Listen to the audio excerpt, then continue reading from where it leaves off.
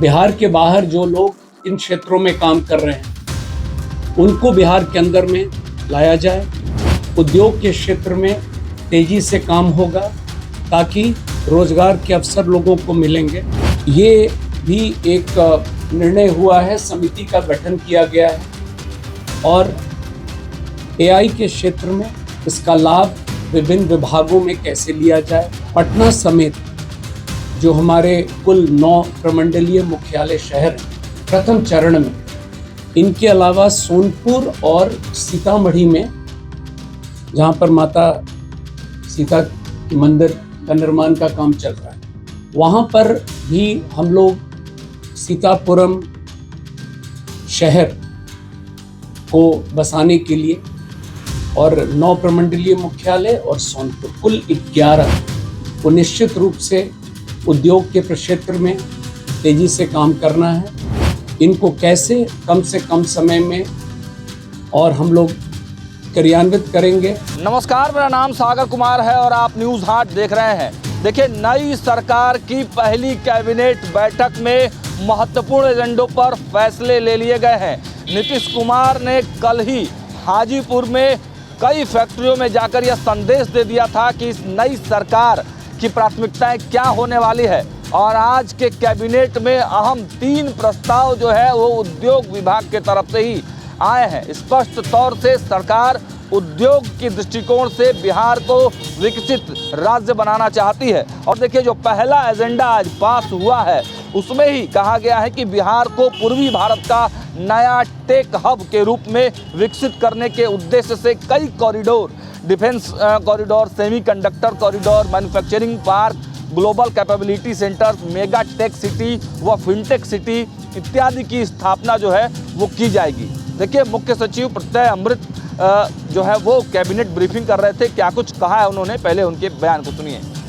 और इन लोगों से अनुरोध किया जाएगा कि इनके जो एक्सपीरियंस है उसका लाभ हम लोग भी लें और यह लक्ष्य है कि बिहार के बाहर जो लोग इन क्षेत्रों में काम कर रहे हैं उनको बिहार के अंदर में लाया जाए ताकि रोजगार के अवसर और बढ़ें। तो आप लगातार देख रहे होंगे आज जो महत्वपूर्ण निर्णय उद्योग के क्षेत्र में लिए गए हैं, मकसद स्पष्ट है कि उद्योग के क्षेत्र में तेजी से काम होगा ताकि रोजगार के अवसर लोगों को मिलेंगे।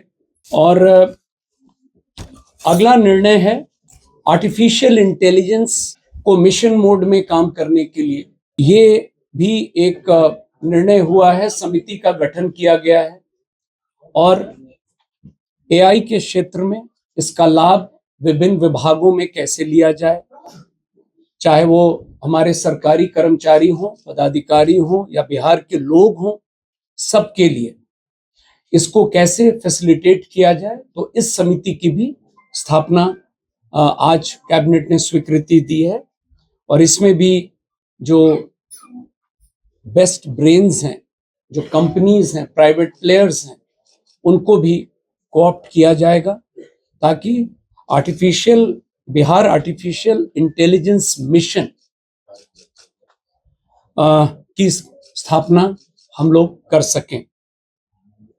एक अन्य महत्वपूर्ण एजेंडा जो आज पारित किया गया है कैबिनेट के द्वारा वो नगर विकास से संबंधित है और पटना समेत जो हमारे कुल 9 प्रमंडलीय मुख्यालय शहर हैं, प्रथम चरण में इनके अलावा सोनपुर और सीतामढ़ी में, जहाँ पर माता सीता के मंदिर का निर्माण का काम चल रहा है, वहाँ पर भी हम लोग सीतापुरम शहर को बसाने के लिए और 9 प्रमंडलीय मुख्यालय और सोनपुर कुल 11 शहरों में प्रथम चरण में हम लोग इसको कैसे करेंगे और क्या मोडस होगा। यह नगर विकास विभाग को यह दायित्व मिला है और यह समिति की भी अध्यक्षता मुख्य सचिव के स्तर पर है और इसमें भी इन मॉडल्स को स्टडी करने के लिए हम लोग, जैसा कि मैंने पूर्व में भी बताया है, जो लोग इस फील्ड में हैं उन लोगों को हम लोग कोऑप्ट करेंगे समिति में, ताकि नए तरीके से नए टाउनशिप्स का निर्माण बिहार में हो।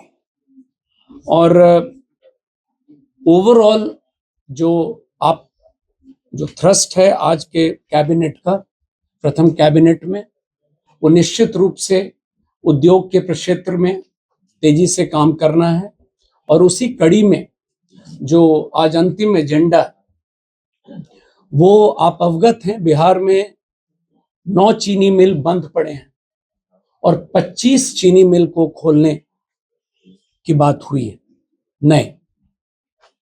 तो इस पर भी काम करने के लिए मुख्य सचिव की अध्यक्षता में एक समिति के गठन की स्वीकृति मिली है।